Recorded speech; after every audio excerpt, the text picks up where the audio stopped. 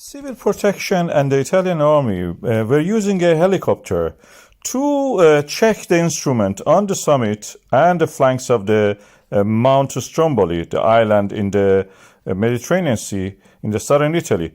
And then they witnessed this event, explosion, a pyroclastic explosion, which created a flow, avalanche of the pyroclastic material. These are the hot, shattered rock pieces and ash which flow like an avalanche down the slope.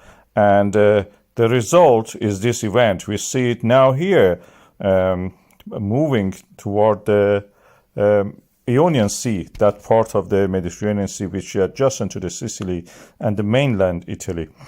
From a distance, of course, it looks beautiful. You can have beautiful sunset, take nice, views of this.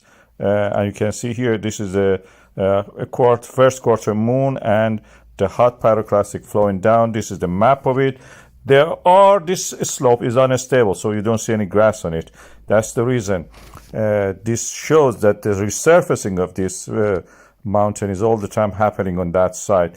It's a nice thing to view, but not a nice place to work if you have to go there and do it. From down in the village that you can see here, it looks spectacular, beautiful, threatening in a way. And it creates sulfur clouds, which can also make the, travel a distance, like what Mount Etna did recently. Stromboli also do the same. In this region is dotted with the volcanoes. You can see Stromboli itself is just little island. This is due to the African plate undergoing subduction on the Italian plate.